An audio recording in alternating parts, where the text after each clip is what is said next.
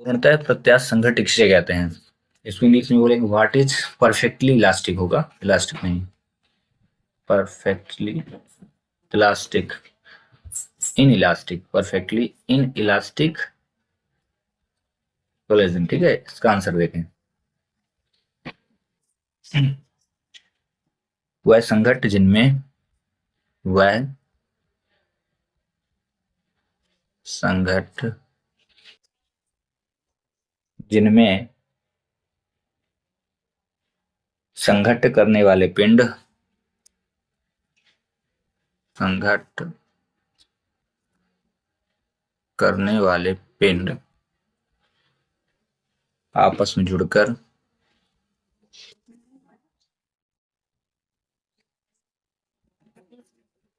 आपस में जुड़कर उभयनिष्ठ वेग से गति करने लगते हैं। उभयनिष्ठ वेग से गति करने लगते हैं।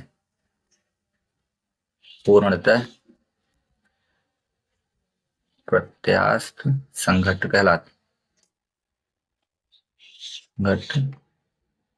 कहलाता है। ठीक है, एग्जाम्पल लिख लें इसमें, यह आंसर था। उदाहरण में, चलती हुई ट्राली में एक व्यक्ति का कूदना। ठीक है, चलती हुई ट्राली में व्यक्ति का कूदना या एक व्यक्ति का कूदना।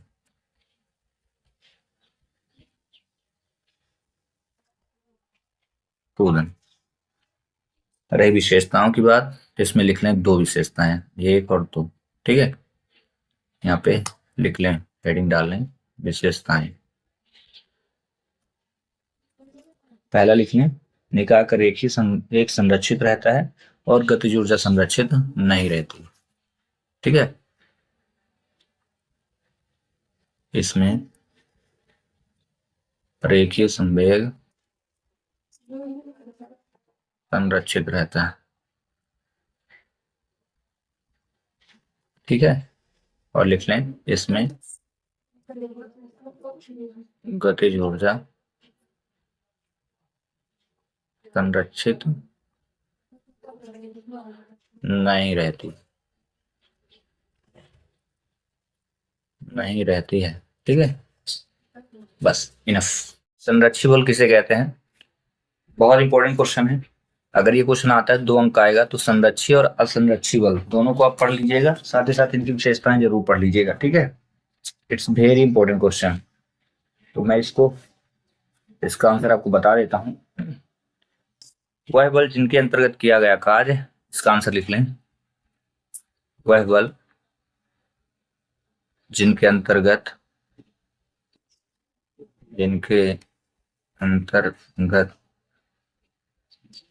किया गया कार्य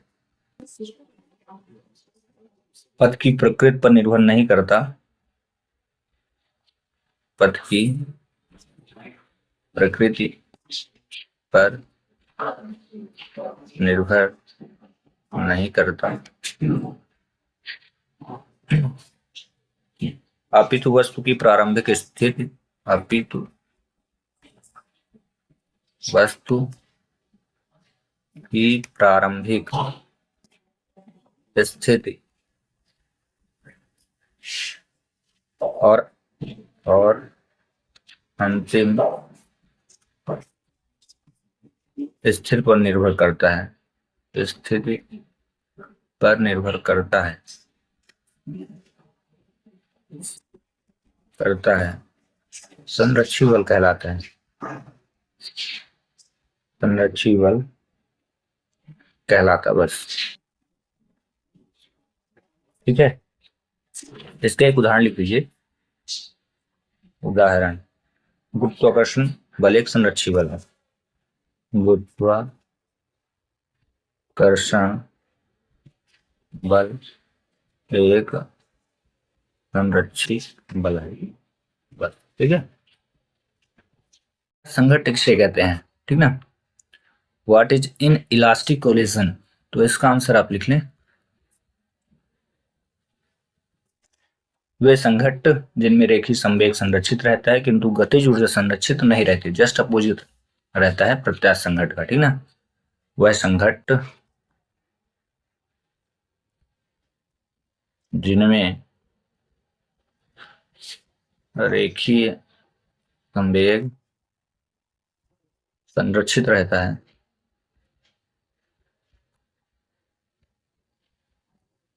किंतु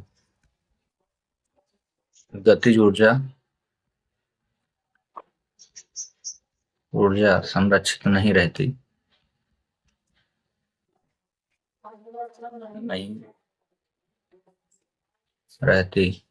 अप्रत्यास्थ संघट्ट कहलाता है। अप्रत्यास्थ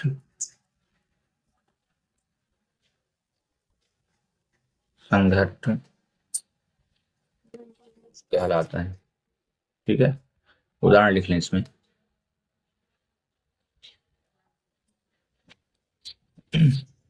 दो वाहनों का संघट्ट, दो वाहनों का संघट्ट। एक और एग्जांपल लिख लें इसमें।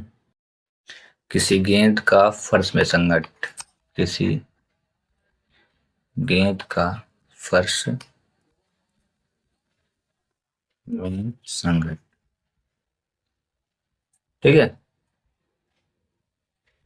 बस दैट्स इनफ। ये रहा 2 अंक का क्वेश्चन, ठीक है। अगर मान लीजिए विशेषताएं पूछता है तो इसको मैं यहाँ पे ऐड कर देता हूँ, 1 से 2 विशेषताएं, 1 2, ठीक है। विशेषताएं करके, ठीक है। आप लिख लें। पहला, इस चीज से थ्योरी से लेंगे। इसमें रेखीय संवेग संरक्षित रहता है, संवेग संरक्षित रहता है, और इसमें लिखने रेखीय संवेग संरक्षित नहीं रहता। इसमें रेखीय संवेग संरक्षित रहता है, इसमें गतिज ऊर्जा संरक्षित नहीं रहती, नहीं रहती है, ठीक है। इस प्रकार से इसकी डेफिनेशन भी हो जाएगी, 3 अंक का हो जाएगा, ठीक है। जैसा क्वेश्चन पूछेगा इस प्रकार से आपको इसको लिखना है। असंरक्षित,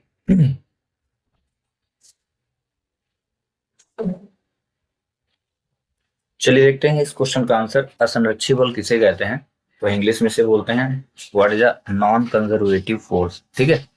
तो इसका सिंपल सा आंसर लिख लीजिएगा, बहुत आसान तरीके से, ठीक है। वह बल जिनके अंतर्गत किया गया कार्य, वह बल जिनके अंतर्गत किया गया कार्य पथ की प्रकृति पर निर्भर करता है, ठीक है। इतना सिंपल से लिखना है। असंरक्षित बल में क्या होता है, पथ की प्रकृति पर निर्भर नहीं करता, बट ये पथ की प्रकृति पर निर्भर करता है। याद रखिए, वह बल जिनके अंतर्गत किया गया कार्य पथ की प्रकृति पर निर्भर करता है असंरक्षित बल कहलाता है। असंरक्षित बल कहलाता है, बस कंप्लीट डेफिनेशन, ठीक है। इसमें अगर चाहें तो एग्जांपल लिख लें। जैसे संरक्षित बल में क्या होता है, गुरुत्वाकर्षण बल एक संरक्षित बल होता है, तो इसमें घर्षण बल आता है, ये असंरक्षित बल होता है। श्यान बल, विद्युत धारा, ये सब इसमें एक और लिख लीजिए, श्यान बल, ठीक है। इस प्रकार के जो बल होते हैं ना, आज ही कर देते, बस। ये क्वेश्चन अगर आएगा 2 अंक का। न्यूटन का शीतलन नियम क्या है, ठीक है। बहुत इंपॉर्टेंट क्वेश्चन है ये, 2 अंक के नंबर में आया था। तो इस क्वेश्चन को देखें किस प्रकार से लिखेंगे इस क्वेश्चन का आंसर। इस नियम के अनुसार, इस नियम के अनुसार किसी गर्म वस्तु के ठंडे होने की दर, किसी गर्म वस्तु के ठंडे होने की दर वस्तु के तापमान और वस्तु के तापमान और वस्तु के तापमान को कैपिटल टी से रिप्रेजेंट करेंगे और उसके आसपास के वातावरण के तापमान और उसके आसपास के वातावरण के तापमान, वस्तु का तापमान हम टी ले लेंगे और उसके आसपास के वातावरण के तापमान को T0 से रिप्रेजेंट करेंगे। के अंतर के समानुपाती होता है, के अंतर के समानुपाती होता है। बस ठीक है। एक नोट इसमें भी लिख लीजिएगा, एक नोट, यह नियम यह बताता है, यह नियम मुख्य रूप से तब काम में आता है, यह नियम, एक मिनट हटा दीजिएगा इसको, यह नियम मुख्य रूप से तब काम करता है, लिख लीजिएगा, काम करता है जब तापमान में अंतर बहुत ज्यादा ना हो, जब तापमान में अंतर बहुत ज्यादा ना हो, ज्यादा ना हो, बस ठीक है। ये नोट है कि ऑब्जेक्टिव में आपको काम देगा। बाकी डेफिनेशन बस यहाँ से लेकर के यहाँ तक आप लिखें, 2 अंक आपको मिल जाएंगे। साथ ही साथ फार्मूला भी लिख लें इसमें, शीतलन की दर, ठीक है, शीतलन की दर इज इक्वल लिखिएगा minus D capital T upon D T और प्रोपोर्शनल, यहाँ पे हम माइनस को हटा देते हैं, प्रोपोर्शनल टी माइनस T0, एक तापमान है, एक वातावरण का तापमान है, ठीक है। अब यहां से इसको सूत्र को रिप्रेजेंट करेंगे हम, तो D capital T upon D T और इज इक्वल हो जाएगा, यहाँ इक्वल लेंगे और इसको हटा देंगे हम प्रोपोर्शनल को, तो के आ जाएगा, ठीक है। नियतांक लेंगे टी माइनस T0, ये आपके शीतलन नियम का फार्मूला भी हो जाएगा। ऐसे फार्मूलों को नोट आउट करने से एक फायदा रहता है, जैसे मैथ का कॉलम वगैरह आ गया ना, तो आप इसको आइडेंटिफाई कर लेंगे, ठीक है। चलिए कंप्लीट हुआ। प्रत्यास्थ संघट्ट किसे कहते हैं? What is elastic illusion?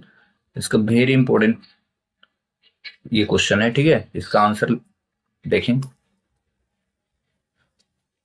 ये 2 अंक का क्वेश्चन आएगा। अगर अलग अलग आता है, वही प्रत्यास्थ और अप्रत्यास्थ 2 प्रकार के संघट्ट होते हैं। अगर दोनों की डेफिनेशन पूछेगा तो मे भी 2 से अधिक अंक आएगा। तो इसका आंसर आप लिख लें, वे संघट्ट या वह संघट्ट जिनमें रेखीय संवेग, जिनमें रेखीय संवेग के साथ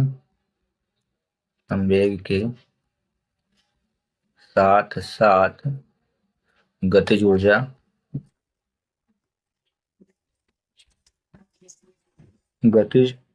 संरक्षित रहती है,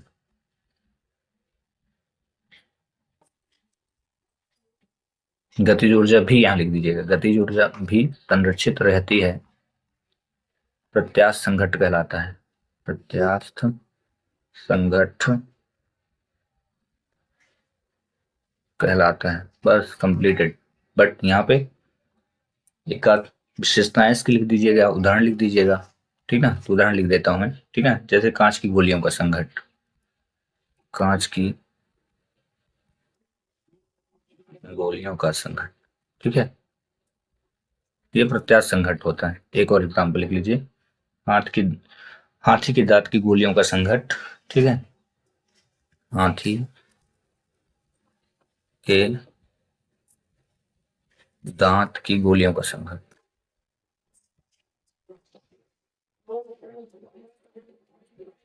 ठीक है।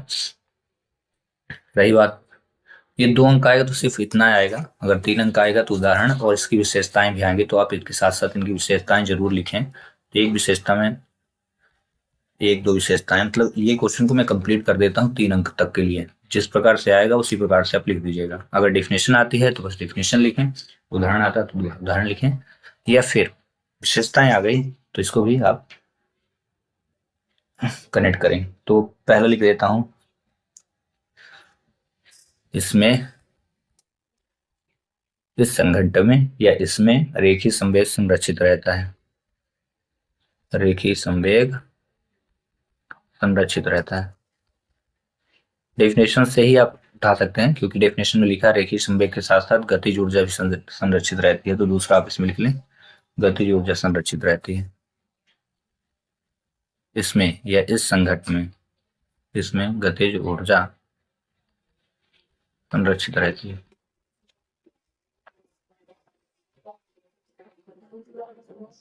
वही, अगर आप चाहें तो और भी लिख सकते हैं, ठीक है, बट आप 2 इनफ है।